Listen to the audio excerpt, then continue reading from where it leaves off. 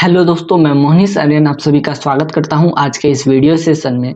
दोस्तों, आज के इस वीडियो सेशन में हम सभी इग्नू के डिफरेंट रीजनल सेंटर्स के असाइनमेंट सबमिशन गाइडलाइंस के बारे में बातें करेंगे। तो चलिए दोस्तों, अब मैं इस वीडियो को स्टार्ट करता हूं और अब मैं आप लोगों के लिए सबसे पहले पटना रीजनल सेंटर के असाइनमेंट सबमिशन के गाइडलाइंस के बारे में बता देता हूं। तो दोस्तों, ये जो नोटिस आप लोगों के स्क्रीन पर दिख रही है, ये पटना रीजनल सेंटर द्वारा जारी की गई है।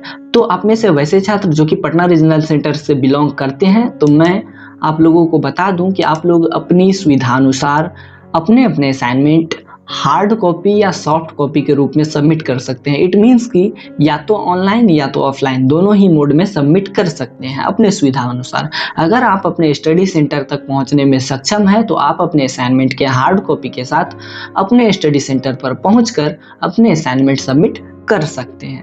अब हार्ड कॉपी में असाइनमेंट सबमिशन के टाइम किस किस चीज़ों की रिक्वायरमेंट होती है वो मैं आप लोगों को बता देता हूं। तो सबसे पहले फ्रंट पेज लगाई जाती है, उसके नीचे आईडी कार्ड लगाई जाती है, उसके बाद क्वेश्चन पेपर लगाए जाते हैं, उसके बाद आपके द्वारा लिखे गए हैंडमेड असाइनमेंट या कह सकते हैं हैंड रिटन असाइनमेंट लगाए जाते हैं और सभी को एक साथ पिनअप करके हार्ड कॉपी को ले जा करके अपने स्टडी सेंटर पर सबमिट करना होता है और वहाँ पर एक असाइनमेंट इवैल्यूएशन सीट फॉर्म मिलती है, उसको फिलअप करके वहाँ पर सबमिट कर देना होता है।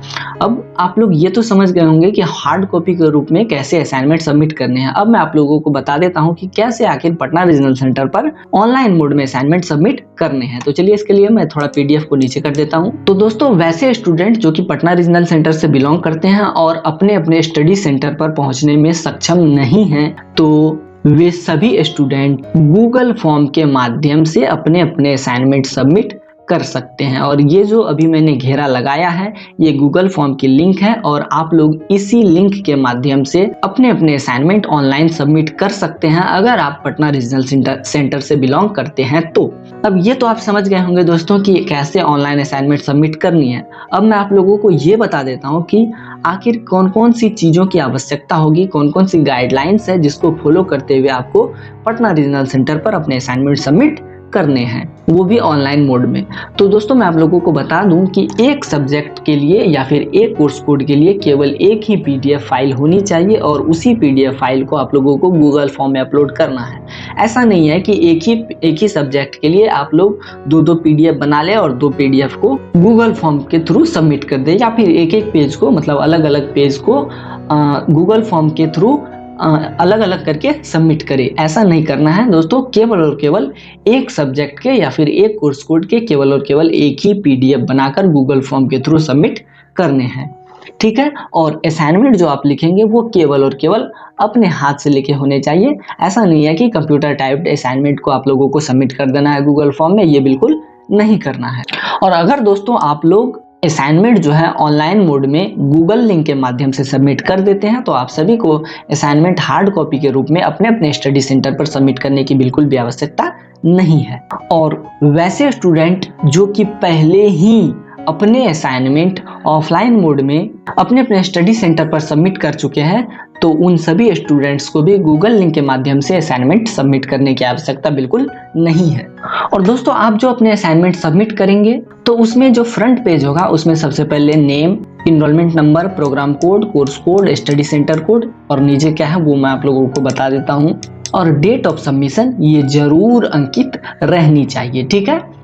और किसी भी सब्जेक्ट कोड के या फिर किसी भी कोर्स कोड के असाइनमेंट को एक बार से ज़्यादा सबमिट बिल्कुल नहीं करना है, ठीक है। और जब आप अपने असाइनमेंट सबमिट करेंगे तो वे जो है बिल्कुल ही समझने और पढ़ने योग्य होने चाहिए। ऐसा नहीं है कि स्मल्ड या इधर उधर या गंदे भद्दे अक्षरों में असाइनमेंट सबमिट कर दिया तो वे जो है रिजेक्ट हो जाएंगे। और अपने अपने असाइनमेंट के पीडीएफ बनाने के लिए मतलब अपने अपने असाइनमेंट के स्कैन पीडीएफ बनाने के लिए आप गूगल प्ले स्टोर से कैम स्कैनर नाम के ऐप को डाउनलोड कर सकते हैं, ठीक है। और जब आप अपने असाइनमेंट पीडीएफ फाइल के रूप में गूगल लिंक के थ्रू पटना रीजनल सेंटर पे सबमिट करेंगे तो उसमें आप लोगों को अपने पीडीएफ के नामकरण ऐसे करने हैं। सबसे पहले आप लोगों को प्रोग्राम कोड लिखना है, जैसे कि यहाँ लिखा गया है MH, फिर उसके बाद कोर्स कोड लिखना है जैसे कि यहाँ लिखा गया MHI01, फिर उसके बाद एनरोलमेंट नंबर लिखना है जैसे कि यहाँ पर लिखा गया है।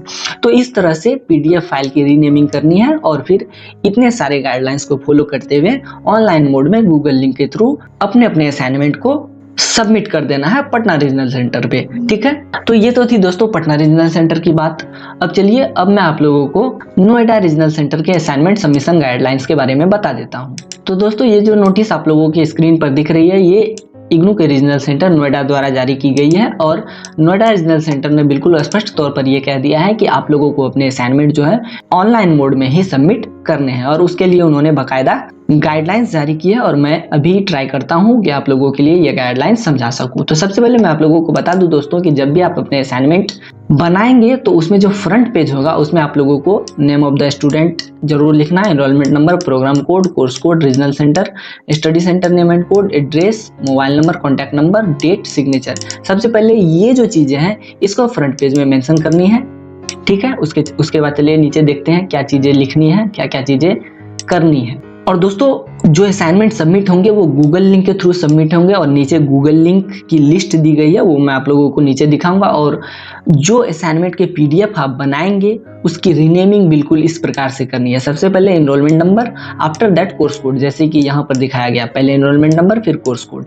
ठीक है, तो इस प्रकार से रीनेमिंग करनी है PDF फाइल की। ठीक है, और एक कोर्स कोड के केवल एक ही असाइनमेंट के PDF सबमिट करने हैं। ऐसा नहीं है कि एक कोर्स कोड के 2-4 असाइनमेंट सबमिट कर दिया। अगर ऐसा करते हैं आप नोएडा रीजनल सेंटर पे तो आपके असाइनमेंट को रिजेक्ट कर दिया जाएगा और प्रत्येक PDF की फाइल साइज जो है 10 MB से कम की होनी चाहिए। चलिए नीचे और कुछ गाइडलाइंस है वो भी मैं आप लोगों को बता देता हूं। अब दोस्तों 5वां नंबर गाइडलाइंस ये लिखा गया है नोएडा रीजनल सेंटर के असाइनमेंट सबमिशन गाइडलाइंस में कि आपको अपने असाइनमेंट जो है केवल और केवल एक ही अटेम्प्ट में सबमिट कर देने हैं। मतलब कि अगर आपके 5 असाइनमेंट है तो आपको पांचों के 5 असाइनमेंट गूगल फॉर्म में एक ही बार में सबमिट कर देने हैं। ऐसा नहीं है कि 5 असाइनमेंट है तो 5 बार आपको अटेम्प्ट लेना और 5 बार गूगल लिंक में अपने असाइनमेंट सबमिट करने हैं।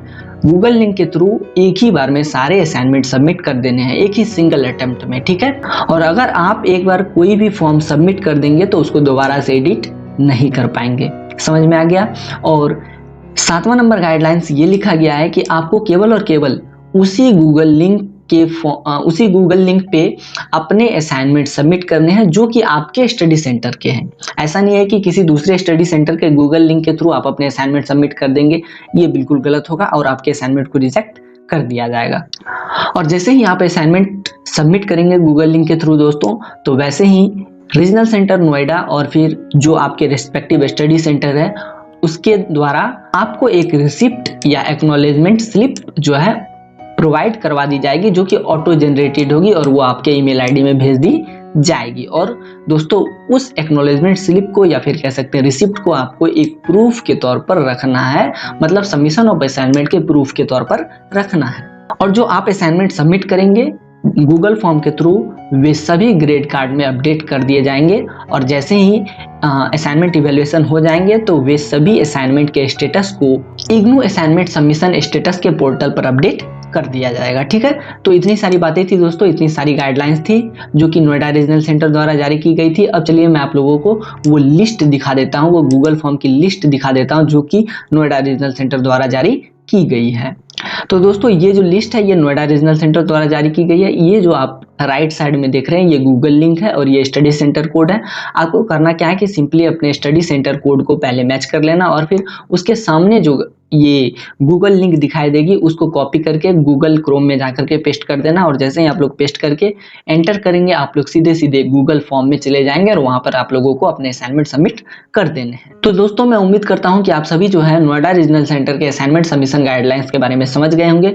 चलिए अब मैं आप लोगों को इग्नू के रीजनल सेंटर पुणे के बारे में बता देता हूं। तो दोस्तों मैं आप लोगों को बता दूं कि मैं पहले ही इग्नू के रीजनल सेंटर पुणे के असाइनमेंट सबमिशन गाइडलाइंस के बारे में वीडियो बना चुका हूं। ठीक है, तो अभी मैं यहाँ पर विस्तार पूर्वक बिल्कुल कुछ नहीं बताऊंगा, मैं केवल सिंपल में यहाँ पर ये बता दूंगा कि इग्नू के रीजनल सेंटर पुणे में 3 तरीके से असाइनमेंट सबमिट किए जा सकते हैं। सबसे पहला तो पुराना तरीका है जो कि पहले चलता था, जो कि भविष्य में भी चलेगा, केवल और केवल अभी कोविड-19 की वजह से पहले तरीके को रोक दिया गया है और वो तरीका है हार्ड कॉपी अपने अपने स्टडी सेंटर पर सबमिट करने का। तो दोस्तों इग्नू रीजनल सेंटर पुणे का कहना है कि अगर आप अपने स्टडी सेंटर तक पहुंचने में सक्षम हैं तो आप स्वतंत्र हैं, आप जो है अपने स्टडी सेंटर पर विजिट करके अपने असाइनमेंट के हार्ड कॉपी को सबमिट कर सकते हैं, ठीक है। और अगर आप अपने स्टडी सेंटर पर पहुंचने में सक्षम नहीं हैं तो आप जो है बिल्कुल अपने असाइनमेंट को स्पीड पोस्ट या फिर किसी भी पोस्ट के माध्यम से अपने स्टडी सेंटर तक भेज सकते हैं और आप जो पोस्ट के थ्रू अपने असाइनमेंट भेजेंगे स्टडी सेंटर पर वो एक्सेप्ट किए जाएंगे, उनको रिजेक्ट नहीं किया जाएगा। और आप जो पोस्ट करेंगे असाइनमेंट्स को तो आपको जो रिसीविंग मिलेगी पोस्ट ऑफिस की ओर से उसको आपको प्रूफ के तौर पर रखनी है। और जो तीसरा तरीका रीजनल सेंटर पुणे ने बताया है, उन्होंने बताया है कि अगर कोई स्टूडेंट स्पीड पोस्ट या फिर रजिस्टर्ड पोस्ट या फिर जनरल पोस्ट किसी भी पोस्ट के माध्यम से भी अपने असाइनमेंट भेजने में सक्षम नहीं है तो वे जो है रीजनल सेंटर पुणे द्वारा प्रोवाइड किए गए गूगल लिंक के माध्यम से भी अपने असाइनमेंट सबमिट कर सकते हैं। और हाँ दोस्तों, अगर इन तीनों में से कोई बच्चा एक भी तरीके को अटेम्प्ट करता है तो उसको दूसरे तरीके को अटेम्प्ट नहीं करना है। इट मीन्स कि अगर आप एक तरीके से असाइनमेंट सबमिट कर देते हैं तो दूसरे तरीके से असाइनमेंट सबमिट करने की आवश्यकता नहीं है। मेरे कहने का मतलब यह है कि अगर आप डायरेक्टली हार्ड कॉपी सबमिट कर देते हैं तो आपको गूगल लिंक के माध्यम से असाइनमेंट सबमिट करने की आवश्यकता नहीं है। और अगर आप मान लिया जाए कि पोस्ट के माध्यम से अपने असाइनमेंट सबमिट कर देते हैं तो आपको गूगल लिंक के माध्यम से असाइनमेंट सबमिट करने की आवश्यकता नहीं है। और अगर आप गूगल लिंक के माध्यम से असाइनमेंट सबमिट कर सकते हैं तो आपको ना ही हार्ड कॉपी को पोस्ट करनी है और ना ही डायरेक्टली स्टडी सेंटर पर विजिट करके असाइनमेंट सबमिट करने हैं। तो दोस्तों पुणे रीजनल सेंटर की गाइडलाइंस भी आप लोग बिल्कुल अच्छे से समझ गए होंगे। और जो यहाँ पर जो 10 से 11 गाइडलाइंस हैं इस पर मैंने डिटेल वीडियो पहले बना रखी है और मैं उस वीडियो को आप लोगों के लिए डिस्क्रिप्शन बॉक्स में डाल दूंगा। वो वीडियो लगभग 10 मिनट की है और उसमें से आप लोग 5 मिनट वाले वीडियो को छोड़ सकते हैं, मतलब शुरुआत के 5 मिनट छोड़ सकते हैं और अंतिम के जो 5 मिनट है उसको देखना आप लोग। इस वाली जो गाइडलाइंस जो कि आप लोगों के स्क्रीन पर दिख रही है, ये जो 10-11 गाइडलाइंस है वो आप लोग बिल्कुल स्पष्ट तरीके से उस वाले वीडियो में समझ जाएंगे। अगर इस वाले वीडियो में मैं इस गाइडलाइंस को दोबारा दोहराऊंगा तो ये वीडियो बहुत लंबा हो जाएगा। तो दोस्तों अब आप लोग इग्नू के पुणे रीजनल सेंटर के असाइनमेंट सबमिशन के गाइडलाइंस के बारे में बिल्कुल अच्छे से समझ गए होंगे। अब चलिए दोस्तों मैं आप लोगों को इग्नू के अहमदाबाद रीजनल सेंटर के असाइनमेंट सबमिशन के गाइडलाइंस के बारे में बता देता हूं। तो दोस्तों ये जो नोटिस आप लोगों की स्क्रीन पर दिख रही है, ये नोटिस इग्नू के अहमदाबाद रीजनल सेंटर द्वारा 29/9/2020 को जारी की गई है। और इस नोटिस में स्पष्ट तौर पर क्या कहा गया है वो मैं आप लोगों को समझा देता हूं। यहाँ पर लिखा गया है, students need to submit the hard copy of the handwritten assignment at their respective study centre for the TEE it means term end examination December 2020 session either by speed post और बाय द कुरियर और in the person. तो यहाँ पर यह कहा गया है दोस्तों स्पष्ट तौर पर कि अगर स्टूडेंट सक्षम है स्टडी सेंटर पर विजिट करने में तो स्टूडेंट जो है अपने स्टडी सेंटर पर विजिट करके अपने अपने असाइनमेंट हार्ड कॉपी के फॉर्मेट में डायरेक्टली सबमिट कर दें। और अगर स्टूडेंट सक्षम नहीं है अपने स्टडी सेंटर तक विजिट करने में तो स्टूडेंट को अपने असाइनमेंट की हार्ड कॉपी स्पीड पोस्ट या फिर कुरियर के माध्यम से अपने अपने स्टडी सेंटर पर भेज देना है। और स्टूडेंट जो अपने स्पीड पोस्ट या कुरियर से अपने असाइनमेंट अपने स्टडी सेंटर पर भेजेंगे तो वो जो स्पीड पोस्ट या कुरियर की जो रिसिप्ट होगी वही फ्यूचर रेफरेंस होगी, असाइनमेंट सबमिशन की गारंटी होगी, मतलब असाइनमेंट सबमिशन रिसिप्ट के तौर पर उसको एक्सेप्ट किया जाएगा। तो यहाँ पर जानने वाली केवल इतनी सी बात है दोस्तों कि ऑनलाइन मोड में बिल्कुल ही असाइनमेंट सबमिट नहीं होंगे। अहमदाबाद रीजनल सेंटर पर करना होगा तो केवल और केवल हार्ड कॉपी के रूप में ही असाइनमेंट सबमिट करने होंगे। तो ये बातें आप लोग समझ गए होंगे दोस्तों। मैं उम्मीद करता हूँ कि आप लोग अहमदाबाद रीजनल सेंटर के असाइनमेंट सबमिशन के गाइडलाइंस को बिल्कुल अच्छे से समझ गए होंगे। चलिए दोस्तों अब मैं आप लोगों को जोधपुर रीजनल सेंटर के असाइनमेंट सबमिशन के गाइडलाइंस के बारे में बता देता हूँ। तो दोस्तों इसके बारे में मैंने पहले भी वीडियो बना रखा है, वो वीडियो में भी मैंने आप लोगों को पहले ही इसके बारे में समझा दिया। फिर भी मैं आप लोगों को संक्षेप में जोधपुर रीजनल सेंटर के असाइनमेंट सबमिशन के गाइडलाइंस के बारे में बता देता हूँ। तो दोस्तों मैं आप लोगों को बता दूं कि जोधपुर रीजनल सेंटर पे भी ऑनलाइन मोड में असाइनमेंट सबमिट नहीं होंगे, बिल्कुल ही नहीं होंगे। केवल और केवल ऑफलाइन मोड में ही, हार्ड कॉपी में ही, और जो हार्ड कॉपी हस्तलिखित होगी, मतलब असाइनमेंट जो हस्तलिखित होंगे, हाथ से लिखे गए होंगे, केवल और केवल वही स्वीकार किए जाएंगे इग्नू के जोधपुर रीजनल सेंटर पर। और करना क्या होगा कि सिंपली जो है स्टूडेंट को अपने स्टडी सेंटर पर विजिट करके अपने असाइनमेंट की हार्ड कॉपी सबमिट कर देनी है, ठीक है। तो मैं उम्मीद करता हूं कि आप लोग जोधपुर रीजनल सेंटर के असाइनमेंट सबमिशन की गाइडलाइंस को भी अच्छे से समझ गए होंगे। चलिए दोस्तों, अब मैं आप लोगों को मदुरई रीजनल सेंटर के असाइनमेंट सबमिशन के गाइडलाइंस के बारे में बता देता हूं। तो दोस्तों, मैं आप लोगों को बता दूं कि मैंने इस रीजनल सेंटर के असाइनमेंट सबमिशन के गाइडलाइंस के बारे में भी पहले से ही वीडियो बना रखा है, फिर भी मैं आप लोगों को संक्षेप में यहाँ पर बता देता हूँ ताकि आप लोगों को जो भी कंफ्यूजन आप लोगों के दिमाग में है वो सारे कंफ्यूजन जो है दूर हो जाए। तो दोस्तों, मैं आप लोगों को बता दूं कि मदुरई रीजनल सेंटर भी ये पहले ही कह चुकी है, 24/9/2020 को ही कह चुकी है कि स्टूडेंट को केवल और केवल अपने असाइनमेंट की हार्ड कॉपी ही अपने स्टडी सेंटर पर सबमिट करनी है, फिर चाहे वो खुद जाकर के अपने असाइनमेंट स्टडी सेंटर पर सबमिट करे या फिर पोस्ट या कुरियर के माध्यम से अपने असाइनमेंट जो है स्टडी सेंटर तक भेज दे। तो दोस्तों, अब आप लोग स्पष्ट तौर पर ये समझ गए होंगे कि मदुरई रीजनल सेंटर पर भी असाइनमेंट ऑफलाइन मोड में ही सबमिट होंगे। चलिए, अब मैं आप लोगों को रीजनल सेंटर देवघर के असाइनमेंट सबमिशन गाइडलाइंस के बारे में बता देता हूँ। तो दोस्तों, मैं आप लोगों को बता दूं कि वैसे सभी छात्र जो कि रीजनल सेंटर देवघर से बिलोंग करते हैं और जिनके टर्म एग्जामिनेशन दिसंबर में है और फिर जिनके टर्म एग्जामिनेशन जून 2020 में थे जो कि नहीं हुए थे, जो कि दिसंबर में ही होंगे, तो उन दोनों ही सेशन के स्टूडेंट को अब जो है असाइनमेंट ऑफलाइन ही सबमिट करने होंगे। लेकिन यहाँ पर कुछ कंडीशन है, वो कंडीशन मैं आप लोगों को क्लियर करके समझा देता हूँ। तो दोस्तों, वैसे स्टूडेंट जिनका सेशन जनवरी 2020 है तो सिंपली उनको जो है अपने असाइनमेंट ऑफलाइन मोड में अपने स्टडी सेंटर पर सबमिट कर देना है, कोई समस्या नहीं है। लेकिन वैसे स्टूडेंट जिनके एग्जामिनेशन जून 2020 में थे जो कि नहीं हुए थे और अभी उस एग्जामिनेशन को पोस्टपोन करके दिसंबर में कर दिया गया और फाइनल ईयर के स्टूडेंट्स के एग्जाम अभी चल रहे हैं, तो वैसे स्टूडेंट जो कि जिनके एग्जामिनेशन जून 2020 में थे और उस टाइम वो अपना असाइनमेंट सबमिट नहीं कर पाए थे किसी भी डिफिकल्टीज की वजह से, तो वे भी अपने असाइनमेंट ऑफलाइन मोड में सबमिट कर सकते हैं। लेकिन वैसे स्टूडेंट जिनके असाइनमेंट जो है पहले ही सबमिट हो गए थे जून 2020 के सेशन में, तो उनको अपने असाइनमेंट ऑफलाइन मोड में बिल्कुल सबमिट नहीं करने, ऐसा आरसी देवघर का कहना है। तो मैं उम्मीद करता हूं दोस्तों कि आप लोग आरसी देवघर के असाइनमेंट सबमिशन गाइडलाइंस को भी अच्छे से समझ गए होंगे। तो दोस्तों, चलिए अब मैं आप लोगों को बंगलोर रीजनल सेंटर के असाइनमेंट सबमिशन गाइडलाइंस के बारे में बता देता हूं। तो दोस्तों, ये जो नोटिस आप लोगों की स्क्रीन पर दिख रही है, ये बंगलोर रीजनल सेंटर द्वारा जारी की गई है और ये 2/10/2020 को जारी की गई है।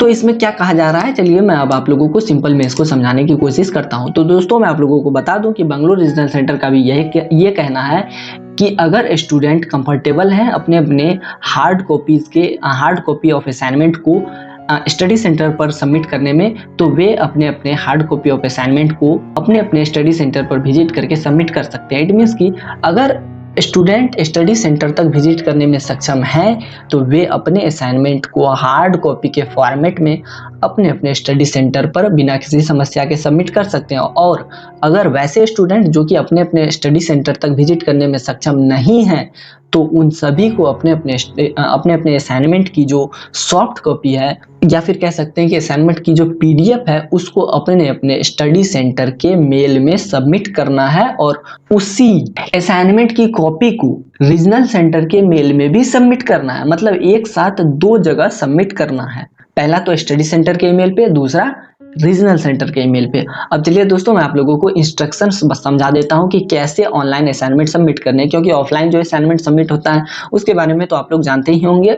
और फिर मैंने अभी पटना रीजनल सेंटर के असाइनमेंट सबमिशन के गाइडलाइंस के समय, मतलब जब मैं पटना रीजनल सेंटर के असाइनमेंट सबमिशन की गाइडलाइंस बता रहा था, तो तभी मैंने आप लोगों को ऑफलाइन सबमिशन कैसे होते हैं वो भी मैंने आप लोगों को बताया था। तो आप लोग शुरू में जाकर के वीडियो देख ले, आप लोग समझ जाएंगे कि ऑफलाइन असाइनमेंट कैसे सबमिट होते हैं, किन किन चीज़ों की आवश्यकता होती है। तो यहाँ पर मैं केवल कोशिश करूंगा कि आप लोगों को ऑनलाइन जो सबमिशन होगी बंगलोर रीजनल सेंटर पे वो कैसे होगी उसके इंस्ट्रक्शंस को समझा दूं।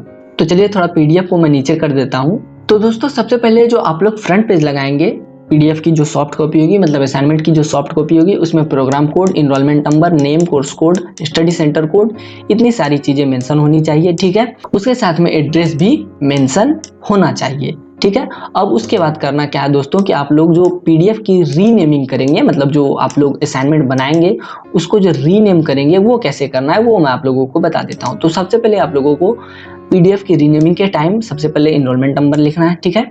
उसके बाद नेम लिखना है, आपका जो नाम है वो लिखना, उसके बाद प्रोग्राम कोड लिख देना है। ठीक है, तो इस तरह से जो असाइनमेंट की सॉफ्ट कॉपी होगी उसके पीडीएफ की रीनेमिंग करनी है। उसके बाद चलिए नीचे क्या गाइडलाइंस है वो भी मैं आप लोगों को जरा दिखा दूं। तो दोस्तों इसके नीचे कुछ गाइडलाइंस नहीं है, बट इसके नीचे स्टडी सेंटर्स की ईमेल आईडी प्रोवाइड कराई गई है। स्टडी सेंटर्स के ईमेल आईडी की लिस्ट है।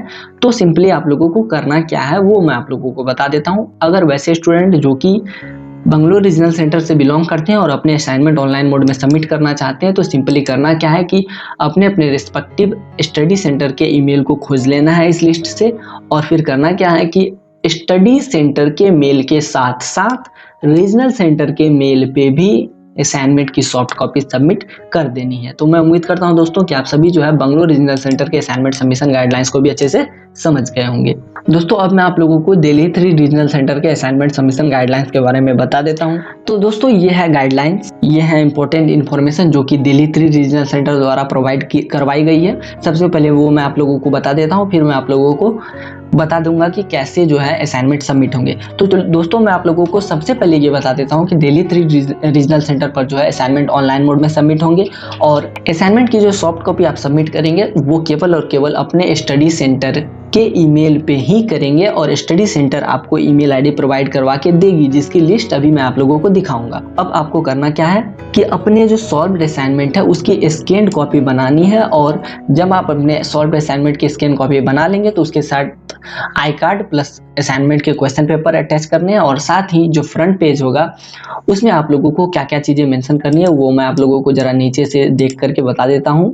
तो उसमें आप लोगों को enrolment number, name, programme, course code, study centre name और कोड, फिर कॉन्टैक्ट नंबर, ये सारी चीजें आप लोगों को फ्रंट पेज में ऐड कर देनी है, और फिर उसके नीचे आईडी कार्ड देना है, फिर उसके बाद असाइनमेंट क्वेश्चन देना है, फिर उसके बाद आपके द्वारा लिखे गए असाइनमेंट के सॉल्यूशन देने हैं और उसकी पीडीएफ बनानी है। और उसके साथ क्या करना है कि जो पीडीएफ आप बना लेंगे उसकी रीनेमिंग करनी है। रीनेमिंग कैसे करनी है, तो सबसे पहले इनरोलमेंट नंबर, जैसे कि यहाँ पर इनरोलमेंट नंबर लिखा गया है, फिर उसके बाद कोर्स कोड लिख देना है। तो इस तरह से पीडीएफ की रीनेमिंग करने के बाद आपको अपने स्टडी सेंटर के ईमेल पर अपने असाइनमेंट ऑनलाइन मोड में सबमिट कर देने हैं। क्लियर।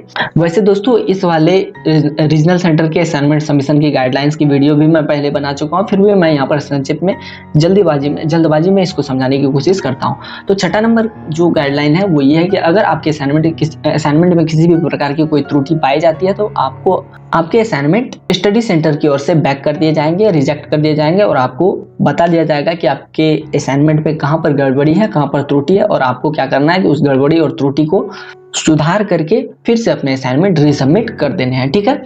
और असाइनमेंट के लिए अगर आपके पास A4 राइटिंग पेपर अवेलेबल नहीं है तो आप कोई भी राइटेबल पेपर में अपने असाइनमेंट लिख सकते हैं। क्लियर। और अगर आप जब भी अपने असाइनमेंट स्टडी सेंटर के ईमेल पे सबमिट करेंगे तो आपको कोई भी दूसरा जो रिसिप्ट होता है, मतलब जो रिसीविंग होती है, वो स्टडी सेंटर की ओर से प्रोवाइड नहीं करवाई जाएगी। आप जो असाइनमेंट सबमिट करेंगे उसी की मेल कॉपी जो है आपके लिए फ्यूचर प्रूफ होगी कि आपने अपने असाइनमेंट सबमिट किए हैं। ठीक है। और अगर आप चाहें तो अपने असाइनमेंट जो है गूगल ड्राइव के थ्रू भी सबमिट कर सकते हैं। गूगल ड्राइव में कैसे सबमिट करते हैं वो मैं आप लोगों को बता देता हूँ कि कैसे गूगल ड्राइव के थ्रू असाइनमेंट सबमिट होता है। तो सबसे पहले होता क्या है दोस्तों कि असाइनमेंट की जो पीडीएफ है वो बना ली जाती है, उसके बाद उसको गूगल ड्राइव में रख दिया जाता है। ठीक है। गूगल ड्राइव एक तरह का क्लाउड स्टोरेज होता है। उस गूगल ड्राइव में, मतलब उस क्लाउड स्टोरेज में आपको अपने असाइनमेंट के पीडीएफ रख देना है, एंड आफ्टर दैट क्या करना है, उस पीडीएफ की लिंक को आपको क्या करना है कि अपने स्टडी सेंटर के ईमेल में सेंड कर देना। और जैसे ही स्टडी सेंटर वाले जो ईमेल है स्टडी सेंटर की उसको खोलेंगे तो जो आप लिंक उसको प्रोवाइड कराएंगे वो जैसे ही उस लिंक पर क्लिक करेंगे तो वो आपके क्लाउड स्टोरेज में एंटर हो जाएंगे, और वहां से आपके असाइनमेंट के पीडीएफ कॉपी को डाउनलोड करके आपके असाइनमेंट को इवैल्यूएट करके आपके असाइनमेंट सबमिशन स्टेटस को अपडेट कर देंगे। ठीक है। तो इतनी सारी गाइडलाइंस थी दोस्तों दिल्ली 3 रीजनल सेंटर की, वो भी मैंने आप लोगों को बता दी। अब मैं आप लोगों को लिस्ट दिखा देता हूँ कि कौन कौन सी स्टडी सेंटर की लिस्ट है, कौन कौन से ईमेल है जिस पर आप लोगों को अपने असाइनमेंट सबमिट करने हैं। तो दोस्तों ये जो आप लोगों के सामने स्क्रीन पर अभी दिख रही है ये दिल्ली 3 रीजनल सेंटर द्वारा प्रोवाइड करवाई गई ईमेल एड्रेस की लिस्ट है और अन्य लिंक की लिस्ट है जिसके माध्यम से दिल्ली 3 रीजनल सेंटर पर आपको अपने असाइनमेंट सबमिट करने हैं। ठीक है। तो यहाँ पर पूरी लिस्ट दी गई है। और दोस्तों मैं आप लोगों को बता दूं कि मैं अभी जितनी बातें आप लोगों से कर रहा हूँ। जितने भी नोटिस मैंने अभी आप लोगों को दिखाए वो सभी नोटिस के PDF मैं आप लोगों के लिए डिस्क्रिप्शन बॉक्स में डाल दूंगा और आप लोग वहाँ से मतलब कह सकते हैं कि डिस्क्रिप्शन बॉक्स से सारे नोटिस को डाउनलोड करके पढ़ लेना, अच्छे से समझ लेना। और अगर मेरे इतना समझाने के बावजूद भी अभी तक आप लोग अगर किसी भी कन्फ्यूजन में रह गए होंगे तो आप लोग मुझे व्हाट्सएप कर देना या फिर कमेंट सेक्शन में मेंशन कर देना। मैं आप लोगों के लिए कोशिश करूंगा कि मैं आप लोगों को अच्छे से फिर से इन सभी बातों को समझा सकूं। ठीक है, तो दोस्तों आज की वीडियो में बस इतना ही। फिर मिलते हैं अगले वीडियो में किसी नए नोटिफिकेशन के साथ। Till then tata bye bye.